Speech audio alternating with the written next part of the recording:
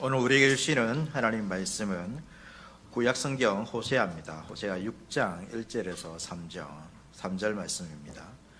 구약성경 1260쪽입니다. 6장 1절에서 3절 말씀 제가 봉독해 드리겠습니다. 하나님의 말씀을 들으시길 바랍니다. 오라 우리가 여호와께로 돌아가자. 여호와께서 우리를 찢으셨으나 도로 낫게 하실 것이요 우리를 치셨으나 싸매어 주실 것임이라. 여호와께서 이틀 후에 우리를 살리시며 셋째 날에 우리를 일으키시리니 우리가 그의 앞에서 살리라. 그러므로 우리가 여호와를 알자. 힘써 여호와를 알자. 그의 나타나심은 새벽빛같이 어김없나니 비와 같이 땅을 적시는 늦은 비와 같이 우리에게 임하시리라 하니라. 아멘. 오늘 우리가 본 성경은 이제 구약 성경 중에 호세아서입니다. 호세아는 구약의 선지자 중에 한 명입니다. 선지자들이 이렇게 활동한 것들, 또 기록한 것들을 이제 우리가 모아놓은 성경이 이제 선지서라고 이렇게 부릅니다. 우리 친구들 잘 들으세요. 선지자들의 활동을 기록한 책이 뭐라고요? 선지서입니다. 이 선지서는 두 가지로 나눠지는데요. 대선지서가 있고 소선지서가 있습니다. 그러니까 이것을 구분하는 이제 기준은 선지자가 좀 높은 선지자가 있고 낮은 선지자가 있고 이런 걸로 구분하는 것이 아니라, 그러니까 위대한 일을 하면 한 사람이 기록한 이제 선지서가 대선지서고, 그러니까 별다른 그냥 그렇게 큰 일이 없는 선지자가 기록한 것이 소선지서, 이렇게 구분하는 것이 아니라 분량으로 기준을 하는 것입니다. 양이 많으면 대선지서고 분량이 적으면 소선지서라고 합니다. 그래서 이사야부터 다니엘까지가 좀 분량이 많고 그래서 대선지서에 들어가고, 오늘 우리가 보게 되는 이제 호세아부터 말라기까지가 양이 적어서 소선지서로 이렇게 구분됩니다. 선지자들은 하나님의 말씀을 이제 전하는 사람인데, 특별히 하나님께서 직접 그들에게를 만나셔가지고 계시를 주시죠. 그 말씀을 듣고 전하는 사람들이 이제 이 구약의 선지자들이라 할 수 있습니다. 보통 일반적으로 하나님께서 이제 이 구약의 율법을 주셨기 때문에 율법을 통하여서 하나님의 뜻, 하나님의 말씀을 우리가 알 수 있습니다. 그러나 이스라엘이 이 하나님의 뜻을, 율법을 벗어나서 어긋난 길로 갈 때에 하나님께서는 특별히 이 선지자들에게 직접 나타나셔가지고 이스라엘에게 그들의 길을 인도하기 위해서, 올바른 길로 인도하기 위해서, 또 그들의 죄를 지적하고 회개를 선포하게 하기 위해서 이 선지자들을 보내는 것입니다. 이 선지자들이 이제 이스라엘의 죄를 지적하고 이 죄를 그들이 깨닫고 회개하면 이제 다시 회복되는데, 그들이 회개하지 않으면, 그러니까 선지자의 말을 듣지 않으면 결국 하나님의 심판을 받아서 이제 멸망하게 된다는 것이 이 선지자들이 선포하는 주된 내용입니다. 그래서 선지서를 읽어보면 좀 내용이 어려운 부분도 있습니다. 우리가 시대적 배경을 잘 알지 못하기 때문에, 또 비슷한 말이 반복해서 나오는 것이기 때문에 좀 어려울 수도 있지만, 그러니까 내용이 그렇게 많지는 않습니다. 주된 내용은 이스라엘 백성들을 죄를 지적하는 것이고 그들에게 회개를 선포하는 것입니다. 회개를 선포하고 회개하지 않으면 내가 너희에게 심판이 있을 것이다. 그러면서 하나님께서 그들을 향하여서 베푸신 은혜와 긍휼, 그 사랑들을 이제 이야기하고 있기 때문에, 그렇게 선지서를 읽을 때 구분해서 좀 읽으면 이 부분들은 이스라엘의 죄를 지적하고 있는 부분이구나, 또 이스라엘을 회개하지 않으면 이렇게 되겠구나, 그런 것들, 그러니까 그러한 심판들이 어떻게 이루어지는지, 이스라엘이 어떤 죄를 지었는지, 그럼에도 하나님께서 이스라엘에게 베푸시고 있는 은혜와 긍휼이 무엇인지, 그런 내용들을 좀 생각하시면서 선지서를 읽으면 좀 잘 이해할 수 있습니다.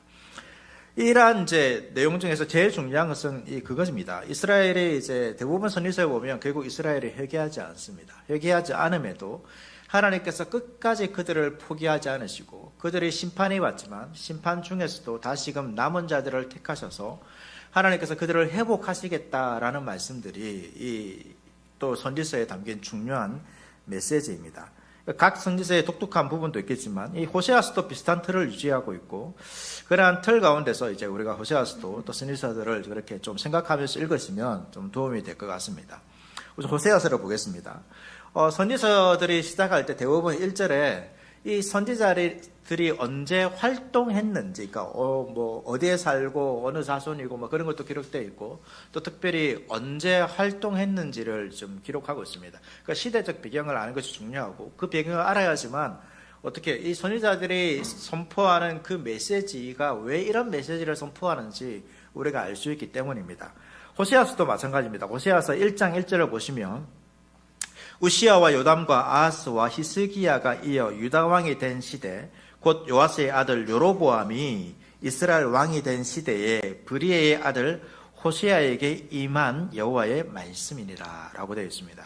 그래서 호세아는 북이스라엘에서 활동했던 시기입니다. 대부분의 이제 이 선지자들은 남과 북이 나눠졌을 때 남유다가 있고 북이스라엘이 있는데요.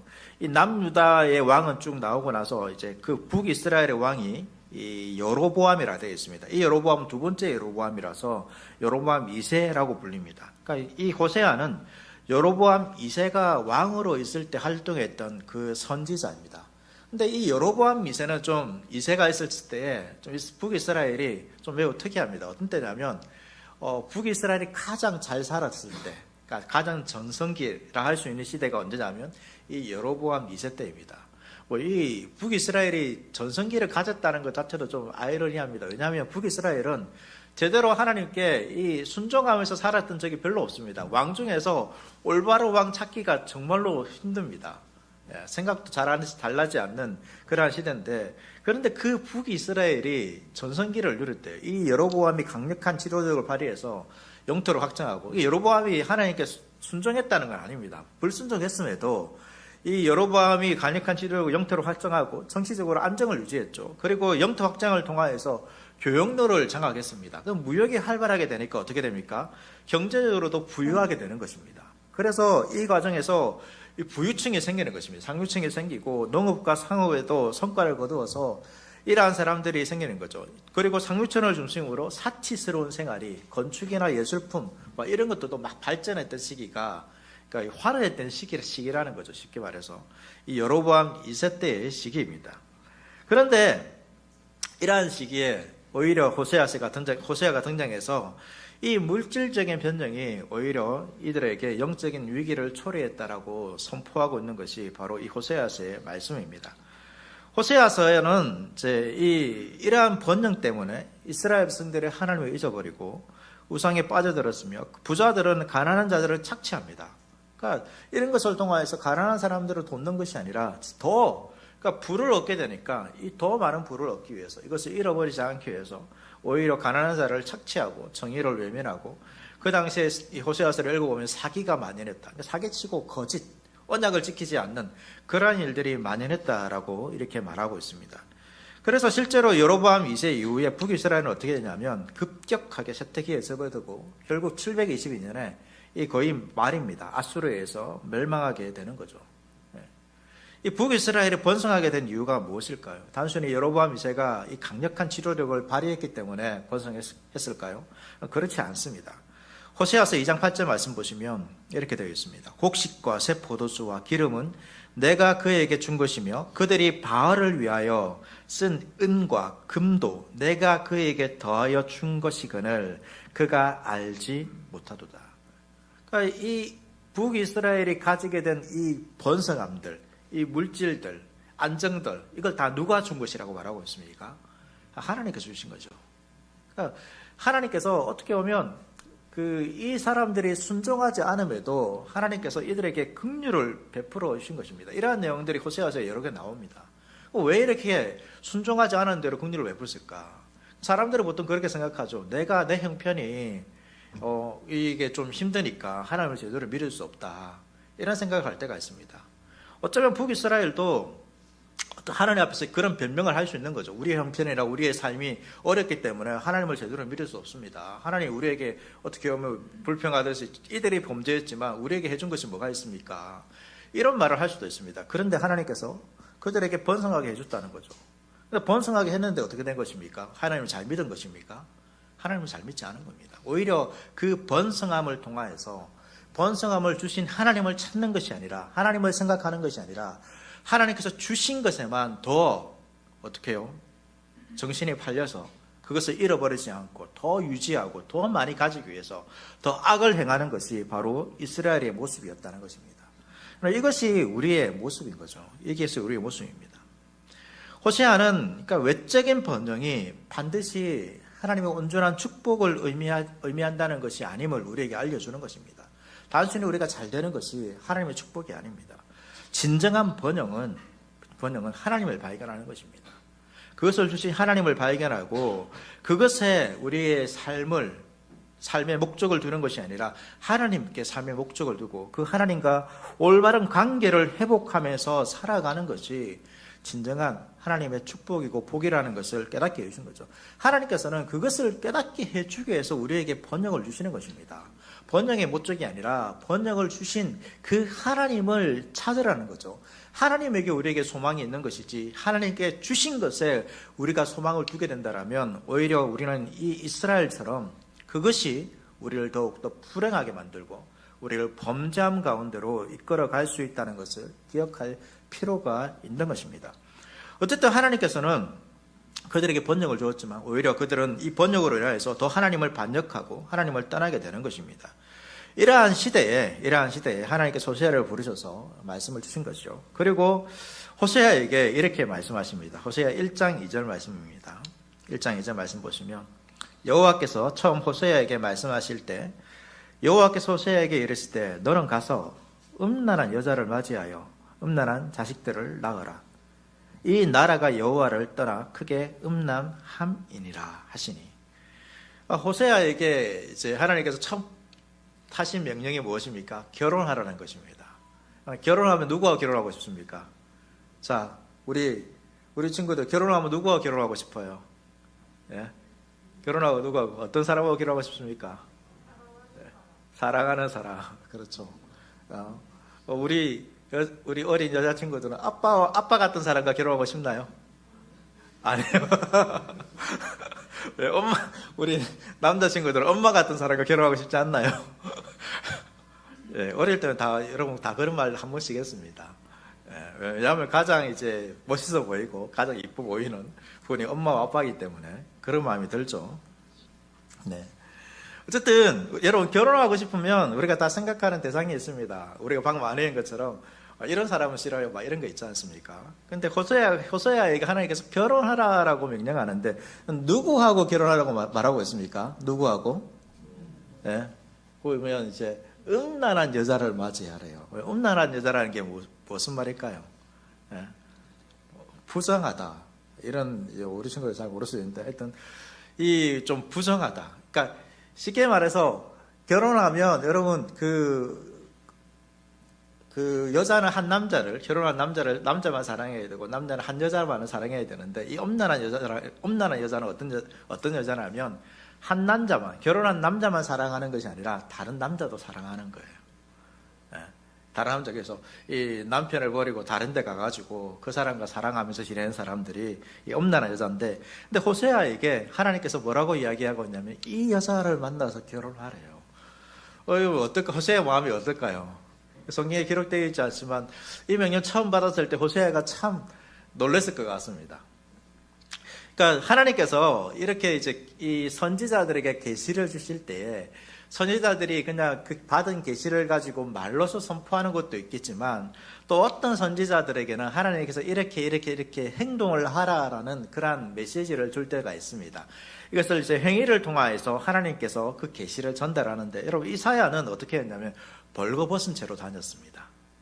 포로로 잡혀가는 것을 상징하기 위해서 벌거벗은 채로 다녔고 에스겔은 포위된 예루살렘의 모형을 만들어가지고 이 임박한 바벨론의 공격에 예루살렘이 함락된 것을 이러한 행위를 통해서 보여준 선지자들이 가끔씩 있습니다. 그러니까 호세아도 마찬가지죠. 호세아가 여러분 선지자인데 아내가 음란한 여인이에요. 그러니까 쉽게 말해서 이제 제가 목사인데 제 아내가 막 밖에 돌아다니고 술집 다니고 다른 남자 만나고 막 이러면 제가 설교할 수 있겠습니까? 자기 시바이나 잘 챙겨라 이러지 않겠습니까? 그러니까 호세아에게 이런 말을 한다는 이런 아내를 맞이하라는 것은 쉽지 않습니다. 그런데 하나님께서 그렇게까지 했어라도, 그러니까 선지자인데 음란한 여자를 만난다는 것은 말이 안 됩니다. 부정한 여자가 같이 있어도 안 됩니다. 그런데 호세아에게 이렇게까지 하라고 하신 이유는 그만큼 하나님께서 주시는 메시지가 강렬하다는 것이죠. 말도 안 되는 일을 행하라고 하시는 만큼 하나님께서 주시는 메시지가 강력한 것입니다. 무엇을 보여주기를 원하시고 있는 겁니까? 호세아가 음란한 그 여인과 결혼하라고 명령하라 하심으로써 이 음란한 여인이 결국 누구냐면 이스라엘이라는 것입니다. 너희가 이만큼 음란하다. 그러니까 왜 이렇게 이런 명령을 주실까요? 이스라엘이 지금 모르는 겁니다. 그러니까 사람들은 자신이 얼마나 큰 죄악인지를 잘 모르기 때문에 하나님께서는 이렇게까지 했으라도 이 이스라엘의 음란함, 부정함을 보여주고 있는 것이죠. 그리고 신랑은 누굽니까? 하나님입니다. 그 하나님께서 이 이스라엘을 사랑해서 결혼했는데, 근데 이스라엘은 그 하나님을 버리고 도망가서 다른 사람을, 그 우상을 쫓아 살아가는 것을 하나님께서는 이 호세아에게 고멜과 만나서 결혼해라라는 것으로 보여주는 것이죠. 또 보여주시는 게 뭐냐면 그럼에도 불구하고 하나님께서 이스라엘을 신실하게 사랑하고 있다는 것을 보여주는 메시지가 이 호세아에게 고멜과 결혼하라라는 이야기입니다. 그래서 호세아가 이 하나님의 명령을 따라서 결혼하는데 그 결혼했던 여자의 이름이 고멜입니다. 고멜이고 이 결혼하고 나서 또 놀랍게도 3명의 자녀를 낳습니다. 3명의 자녀를 낳습니다. 그러니까 첫째 이름은 아들인데요. 이스라엘입니다. 이 뜻은 씨를 뿌리다라는 뜻도 있지만 흩는다, 하나님이 흩으신다라는 뜻입니다. 특별히 또 이스라엘 골짜기는 이 예후 왕조가 세워질 때 예후 왕조가 하나님의 이제 명령을 받아서 그 앞에 있는 아합 왕조를 심판했습니다. 그런데 심판하는데 너무 잔인하게 심판했습니다. 하나님께서 말씀하신 것보다 더 나아가 더 잔인하게 이 심판을 했는데 그렇게 과도하게 사람을 죽인 장소가 어디냐면 이 이스라엘입니다. 그래서 이 이스라엘은 살육에 대한 심판을 의미하는 거죠. 내가 너희를 이렇게 심판하겠다, 흩어버리겠다. 그 두 번째 낳은 이제 이 자녀가 딸입니다. 딸인데 노루하마랍니다. 노루하마인데 하나님께서 긍휼히 여김을 받지 못한 자, 이름의 뜻이 긍휼히 여김을 받지 못한 자인데 더 이상 하나님께서 이스라엘을 긍휼히 여기지 않겠다라는 의미이고, 셋째 이름이 노암미입니다. 노암미. 암미는 백성이다는 뜻인데 노라는 것은 아니다, 내 백성이 아니다라는 겁니다. 하나님께서 이렇게 고멜과 결혼시키고 그들이 낳은 아들을 통하여서 이스라엘을 그러니까 이 호세아라는 가정을 통하여서 하나님께서 이스라엘에게 메시지를 주는 거죠. 어떻게 아이의 이름을 그렇게 지을 수 있느냐? 사람들이 물어보지 않겠습니까? 호세아에게 어떻게 네가 고멜과, 네 선지자라 그러는데 어떻게 고멜과 결혼할 수 있냐? 그리고 아이를 낳았는데 어떻게 아이의 이름을 이렇게 지을 수 있냐? 그 당시 히브리 사람들에게 이 아이의 이름은 너무 중요했습니다. 그냥 그 아이를 상징하는 것이고 그냥 축복의 당이, 우리나라도 그렇지 않습니까? 축복의 당의 이름을 기록하는 건데, 근데 그 이름을 지으면서 메시지를 전하는 거죠. 호세아가 그냥 단순히 선포의 메시지로 뿐만 아니라 이 가정 그 자체가 하나의 메시지가 되어서 이스라엘 백성들에게 그들의 죄악을, 하나님의 긍휼과 자비가 이제 하나님의 백성이 아니다, 언약이 깨어졌다는 것을 선포하기 위해서 하나님께서 그렇게 하신 것입니다. 이 고멜은 또 놀랍습니다. 이 자녀를, 호세아와 결혼하고 자녀를 3명 낳았지 않습니까? 어떻게 했을까요? 잘 살았을까요? 음란한 여인을 데려와가지고 자녀를 낳았습니다. 잘 살았을까요? 아니요, 잘 살지 않았습니다. 결혼 생활 중에 이 고멜은 다시 음란한 생활로 돌아갑니다. 호세아서 보면 이런 말이 있습니다. 이는 그들의 어미가 행음하였고 그들을 배웠던 여인이 부끄러운 일을 행하였나니, 또다시 부끄러운 일을, 음란한 일을 행하는 것입니다. 그래서 고멜이 다른 남자들을 따라가면서 이렇게 말합니다. 나는 나를 사랑하는 자들을 따르니 그들이 내 떡과 내 물과 내 양털과 내 삶과 내 기름과 내 술들을 내게 준다. 이렇게 말합니다. 호세아가 아니라 다른 남자들을 따라다니면서 이들이 나에게 떡과 양식을 준다, 나에게 나의 피로를 채워준다, 이러면서 쫓아가는 겁니다. 이 남자 저 남자 쫓아가는 겁니다. 결국 어떻게 될까요? 이 고멜이 노예로 전락하게 됩니다. 노예가 되어버립니다. 남편을 떠나 다른 남자를 쫓아다니다가 음란한 행위를 행하다가 결국에는 노예가 되어버렸습니다. 이렇게 노예가 되었는데 여러분, 그런데 하나님께서 호세아에게 뭐라고 명령하시는지 아십니까? 호세아에게 가서 타인의 사랑을 받고 음녀된 그 여자를 사랑하라 라고 말합니다. 타인의 사랑을 받고 음녀된 그 여자를 사랑하라라고 호세아에게 또 명령합니다. 여러분, 음란한 여인과 결혼하는 것도 호세아에게 쉽지 않은 일이죠. 말이 안 되는 일입니다. 그런데 아이를 셋을 낳았음에도 다른 남자를 찾아서 다른 남자가 더 좋다 이렇게 말하고 있는 그리고 노예를 전락해버린 이 고멜을 찾아가서 사랑하라라고 명령합니다. 그리고 호세아는 이 하나님의 명령대로 고멜을 찾아가서 값을 지불하고 노예의 값을 지불하고 데려옵니다. 그리고 고멜은 많은 날 동안 음행하지 말며 다른 남자를 따르지 말라라는 약속 아래서 또다시 새로운 삶을 시작하는 것입니다. 이것이 하나님께서 이스라엘에게 보여주시는 그 사랑인 것입니다. 하나님께서는 이 호세아의 행위를 통하여서, 이 모든 행위들을 통하여서 하나님께서 이스라엘에게 메시지를 주고 있는 거죠. 이 결혼은 무엇입니까? 결혼은 이 한 남자와, 말씀드린 것처럼 한 남자와 한 여자 사이에 맺어진 언약입니다. 그러니까 이스라엘도 마찬가지입니다. 하나님과 이스라엘이 이 결혼과 같은 언약 가운데 있는 것입니다. 이스라엘은 하나님만 섬겨야 되는 것입니다. 하나님도 섬기는 것이 아니라 하나님만 섬기는 것이 이스라엘 백성이었고, 그것이 하나님의 백성이라는 정체성이었습니다. 특별히 이 언약 관계 가운데서 한 여자, 한 남자만 사랑해야 한다는 것은 여러분 누구나 다 알고 있지 않습니까? 누구나 알고 있는 이 언약을 깨뜨리는 고멜의 모습을 보면서 사람들은 어떻게 할까요? 어떤 생각을 가질까요? 참 정말로 큰 충격을 받았을 것입니다. 안 그래도 음란한 여인을 데려와서 아이까지 셋까지 낳았는데 그 남편과 자녀를 버리고 다른 남자에게 가버린 이 고멜을 바라보면서 누가 좋은 말을 하겠습니까? 그럴 수 있다. 누가 그런 말을 하겠습니까? 그런 말 할 수 없죠. 그런데 이 충격적인 모습이 바로 하나님께서는 지금 이스라엘 너희가 하고 있는 모습이다라고 말해주고 있는 것입니다. 왜 이렇게까지 하는 것입니까? 그들의 죄를 분명히 깨닫게 하기 위해서 그렇게 하신 것입니다. 이러한 범죄함 가운데 있는 이스라엘 향해서 오늘 말씀에서 호세아서가 이렇게 선포하는 거죠. 6장 1절 말씀에서 오라 우리가 여호와께로 돌아가자. 여호와께서 우리를 찢으셨으나 도로 낫게 하실 것이요 우리를 치셨으나 싸매어 주실 것임이라. 호세아에게 하나님과 돌아가자 라고 말하고 있습니다. 이스라엘이 지금 언약 관계를 깨뜨리고 고멜과 같은 이 남편을 떠나 다른 남자에게 가 있기 때문에 그 하나님께로 돌아가자라고 말하고 있습니다. 찢었다, 치셨다, 이것은 그들이 하나님을 떠났을 때 경험하게 되는 여러 가지 불안한 상황입니다. 여로보암 2세 때는 괜찮지만 여로보암 2세가 지나가고 나면 계속해서 왕들이 수시로 바뀝니다. 그리고 계속해서 앗수르에 의해서 계속해서 공격을 받게 됩니다. 이러한 일들이 결국은 이들이 여호와를 떠난 것이죠. 이 번성함을 주신 그 하나님을 바라보는 것이 아니라 단순히 번성함만 붙들고 그것에 취하여서 그것으로 만족하며 살아가고 더 많은 것을 얻기 위해서 이제 하나님이 아니라 다른 신을 쫓아가도 더 많은 것을 얻을 수 있겠지 생각하면서 쫓아갔던 그들의 인생 가운데서 하나님께서 그들을 찢으시고 또 치신 것입니다. 고통을 당하는 것이죠. 그러한 이스라엘을 향하여서 호세아가 뭐라고 말하고 있습니까? 오라 우리가 여호와께로 돌아가자라고 말하는 것입니다.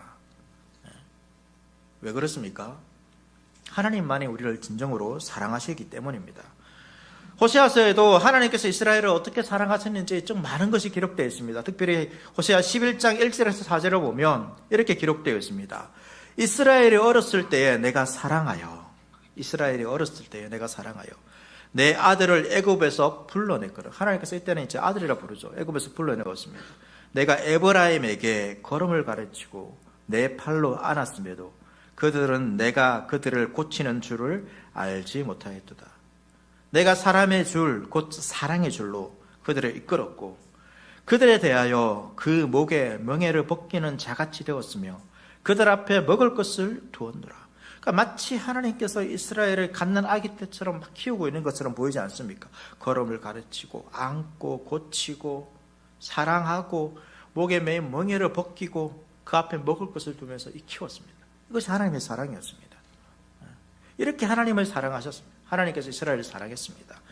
애굽에서 불러내고 그들을 치유하고 양육하고 사랑의 줄로 그들을 이끌어 주었습니다.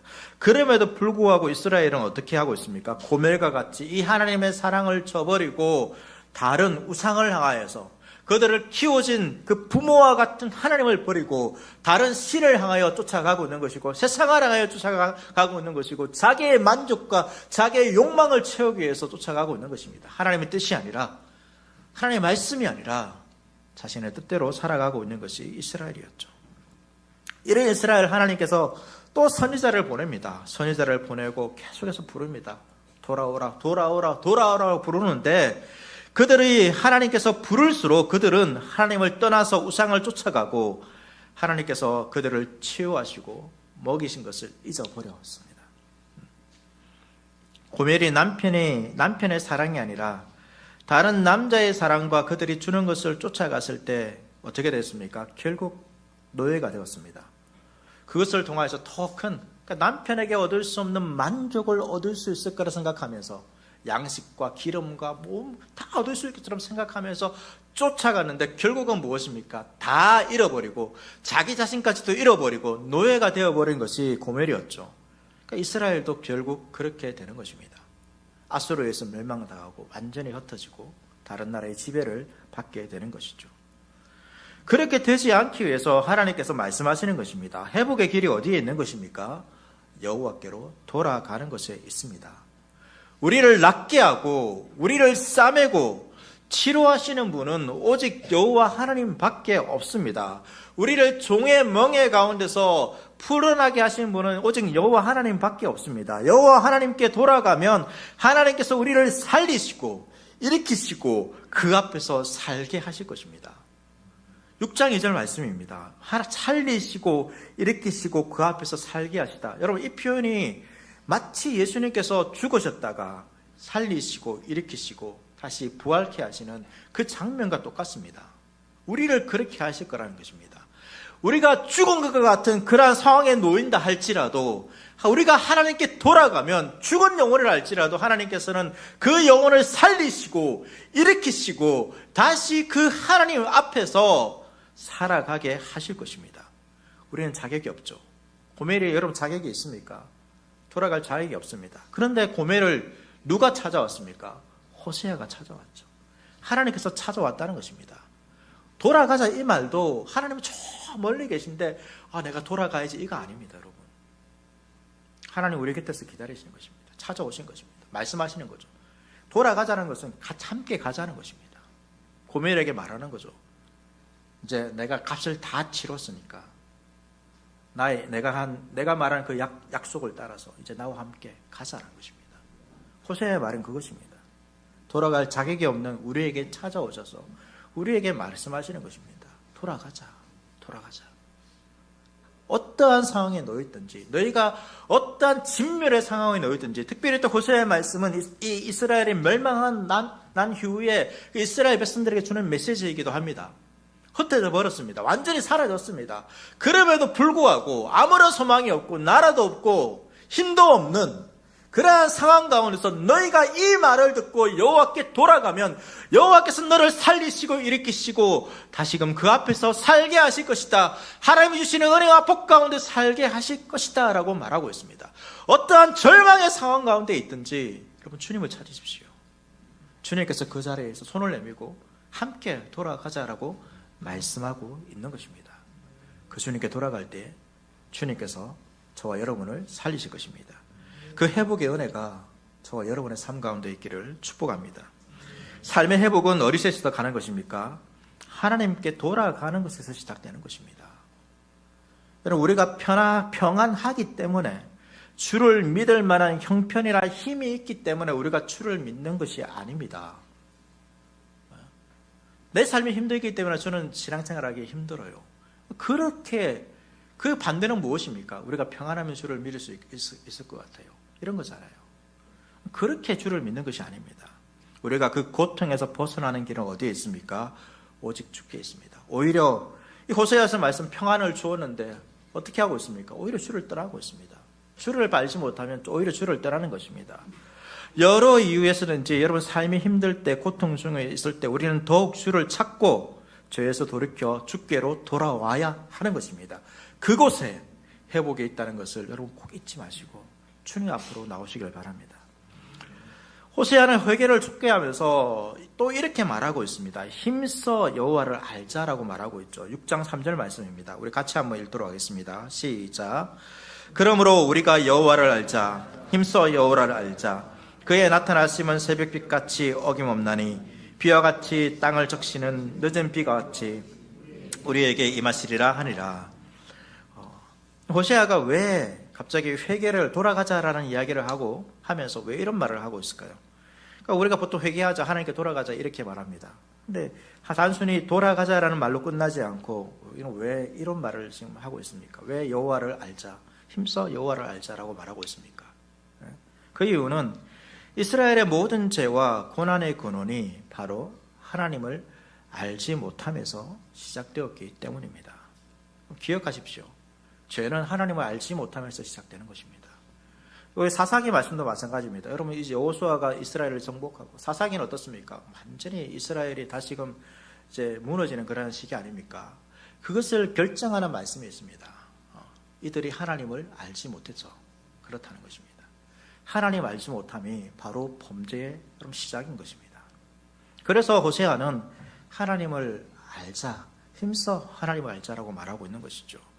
호세아 4장에서도 하나님께서 이렇게 말씀하십니다. 내 백성이 지식이 없으므로 망하는도다. 이스라엘이 망하는 이유가 무엇입니까? 지식이 없기 때문입니다. 그럼 우리가 왜 고통을 당합니까? 우리가 왜 어려움을 당할까요? 하나님을 보호해 주지 않기 때문에 그렇습니까? 세상이 너무 강하기 때문에 그렇습니까? 어떻게 보면 여러분 우리가 하나님에 대해서 제대로 알지 못하기 때문에 우리가 하나님 앞에서 온전하지 못한 것이고 우리가 죄 가운데서 고통을 당하는 것입니다. 그래서 호세아서 말씀에서 항상 이제 여러 군데에서 이 이스라엘이 막 이렇게 하나님을 떠나는 장면을 이야기하면서 그들이 하나님을 떠났다라고 표현하기도 하지만 그들이 하나님을 잊어버렸다라고 말합니다. 잊어버렸다. 하나님을 잊어버렸기 때문입니다. 하나님을 알지 못하기 때문에 하나님을 잊어버리는 거죠. 그 결과가 무엇입니까? 하나님을 떠나 우상에게 가는 것입니다. 여러분 하나님을 잊어버리면 인간은 어떻게 살까요? 자신의 욕망을 따라 살 수밖에 없습니다. 우상을 따라 살아갑니다. 내가 원하는 대로 내 삶의 주인이 내가 되어서 내가 원하는 대로 살기를 원하는 것입니다. 내가 전한 삶의 선함이 그러니까 하나님을 떠난다 해가지고 모든 사람이 죄를 짓는 것이 아니죠. 여러분 하나님께서 그것을 죄라고 말하는 것이 아닙니다. 내가 정한 삶의 선함의 기준이 있는 것입니다. 이렇게 살면 그냥 제대로 사는 거지. 하나님의 말씀이 아니라 내가 정한 것입니다. 그것이 죄가 되는 것이고 그것이 결국은 나의 욕망을 따라 살아가는 것이고 우상을 따라 살아가는 것이 되고 결국 멸망하게 되는 것입니다. 회개라는 것은 단순히 형식적인 절차가 아닙니다. 호세아가 왜 이 말을 하고 있냐면 하나님을 알자라고 하고 있는 이유가 뭐냐면 하나님을 알아야지만 제대로 그분 앞에서 우리가 회개할 수 있다는 것입니다. 우리는 보통 회개를 어떻게 생각합니까? 내가 지은 죄를 그냥 고백하는 것으로 하나님 이런 죄 지었습니다. 용서해 주세요. 이 정도로 생각합니다. 단순히 죄책감에 사로잡혀 여러분 울부짖는 것이 회개가 아닙니다. 회개는 하나님의 사랑에 감동되어서 그분께로 돌아서는 것입니다. 먼저 하나님을 알아야 하는 것입니다. 단순히 내가 지은 죄에 대한 도덕적인 죄책감을 가지고 회개하는 것이 아니라 하나님 앞에서 나의 모습을 다시금 깨달아야지만 참된 회개가 나오는 것입니다. 누가복음 15장에 보면 탕자 이야기가 나오죠. 탕자가 아버지의 유산을 미리 받아가지고 멀리 타국으로 갑니다. 그래서 자기 마음대로 살아가죠. 이 제대로 사는 것이 아니라 모든 것을 다 허비해버리고 나중에는 먹을 것도 없어가지고 돼지가 먹는 음식도 먹지 못해서 그때 아버지를 생각합니다. 아버지께 돌아갈 것을 생각하죠. 누가복음 15장 17절과 19절입니다. 이에 스스로 돌이켜 내 아버지에게는 양식이 풍족한 품꾼이 얼마나 많은가. 나는 여기서 줄여 죽는구나. 내가 일어나 아버지께 가서 이르기를 아버지 내가 하늘과 아버지께 죄를 지었사오니 지금부터는 아버지의 아들이라 일컬음을 감당하지 못하겠나이다. 나를 품꾼의 하나로 보소서 하리라. 탕자는 그냥 아버지께 돌아가면 내가 아버지 알으니까 용서해 주겠지. 이런 생각으로 이렇게 돌아갈 결심을 한 것이 아닙니다. 자신이 더 이상 아들일 수 없다. 내가 그렇지만 아버지의 집에 돌아가서 내가 종이 될지언정 아버지의 집으로 돌아가자. 자신에 대한 진정한 성찰이 있었던 것이죠. 그럼에도 그 성찰 가운데서 아버지께 돌아가면 자신을 종으로라도 혹여나 받아주실 것이다, 이러한 생각으로 돌아가는 것입니다.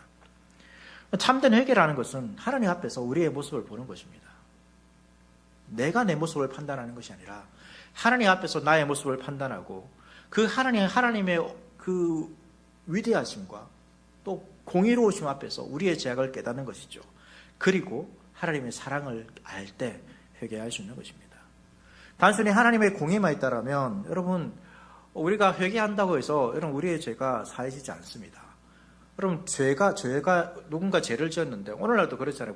죄를 지었는데 법정에 갔습니다. 그 사람이 뉘우쳐요. 마음으로 뉘우쳐요. 제가 이런 죄를 지었습니다. 용서해 주세요. 그러면 죄가 사라집니까? 사라지지 않죠. 그 죄의 대가를 치러야 됩니다. 여러분, 회개한다 해서 여러분 죄의 대가가 그냥 우리가 지은 죄가 그냥 사라지는 게 아닙니다. 사라져서는 안 됩니다. 왜 사라지는 것입니까? 사라지는 이유가 무엇입니까?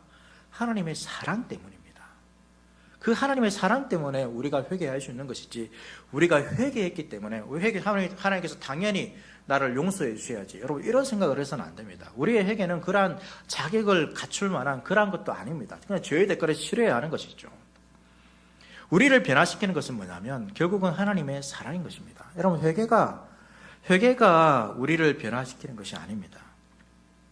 노예로 전락한 고멜을 찾아갔던 이 호세아의 모습 속에서 하나님께서는 이스라엘이 하나님의 사랑을 발견하기를 원하셨던 것이죠. 그것처럼 하나님께서 오늘날에도 우리를 향하신 그 하나님의 사랑을 원하시는 것입니다. 오늘날 우리를 향하여 누가 찾아왔습니까? 호세아가 고멜을 찾아온 것처럼 하나님께서 우리를 찾아오셨죠. 바로 예수님께서 고멜과 같은 우리를 찾아오셨습니다. 그리고 값을 치르셨습니다. 어떻게? 자신의 생명을 들여서 값을 치르셨습니다. 그리고 사랑한다라고 말씀하셨습니다. 그 하나님 예수님께서 우리에 대한 모든 죄에 대한 대가의 값을 치르셨기 때문에 우리의 회개가 주님께 받아들일 수 있는 것이고, 결국 우리를 변화시키는 것은 하나님의 사랑이라는 것입니다. 그 사랑을 깨달을 때 우리가 참된 회개를 할 수 있는 것입니다. 탕자가 어떻게 회복되는 것입니까?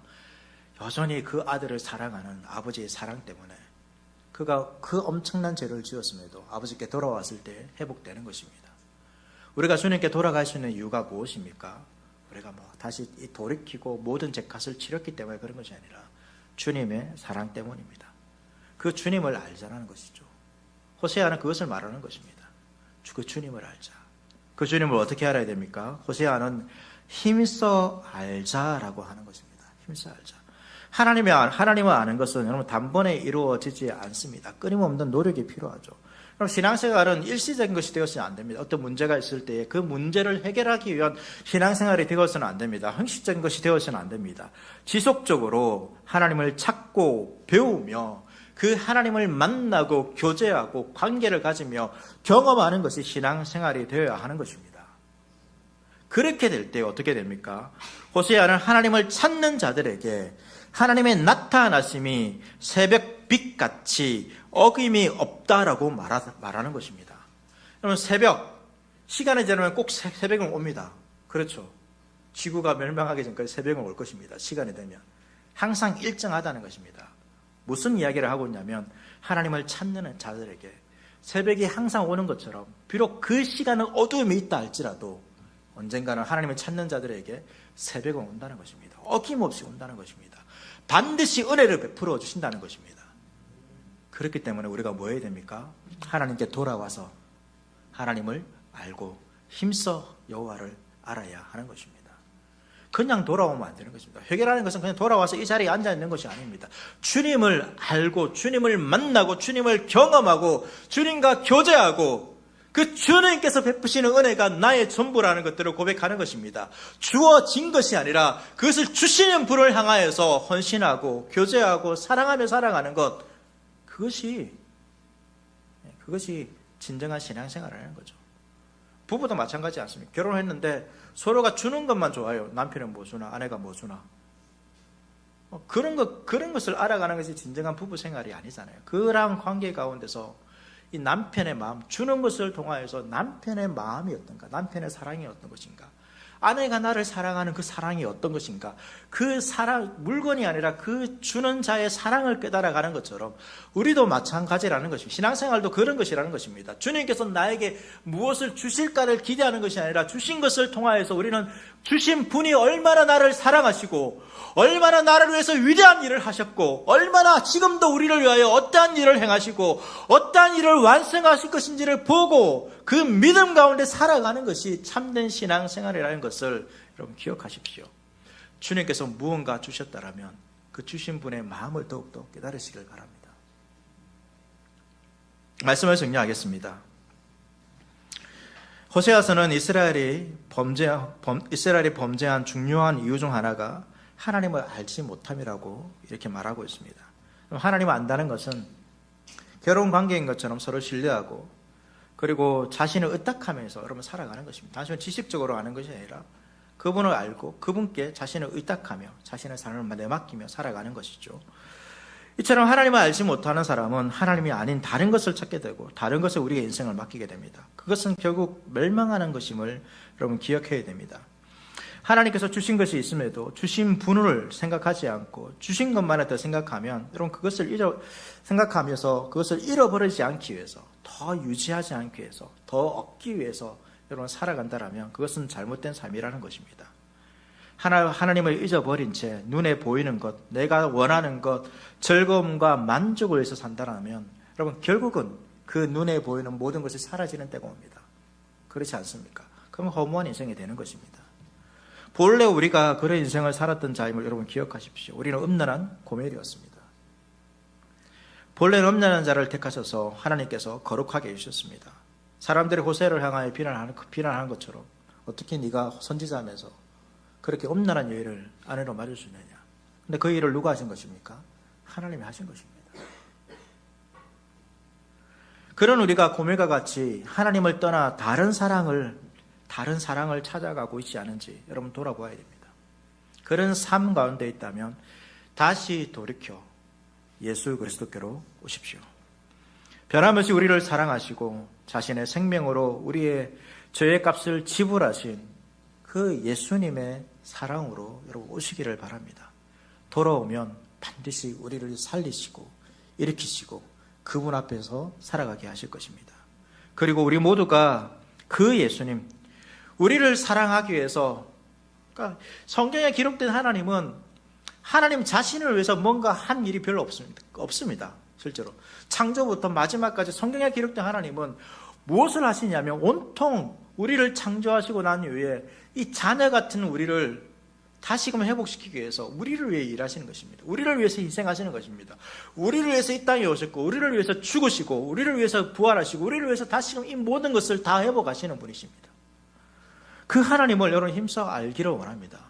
그 하나님을 안다라면 과연 우리가 다른 것을 쫓아갈 수 있겠습니까? 다른 것을 찾아갈 수 있겠습니까? 예수님은 이렇게 말씀하셨습니다. 영생은 유일하신 참 하나님과 그가 보내신 자 예수 그리스도를 아는 것입니다.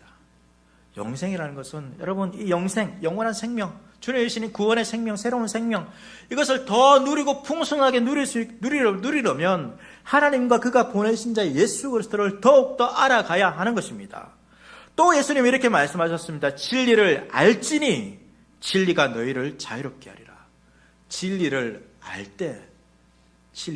때 우리가 자유롭게 되는 것입니다. 우리 인생이 그렇지 않다라면 우리가 돌아볼 필요가 있습니다.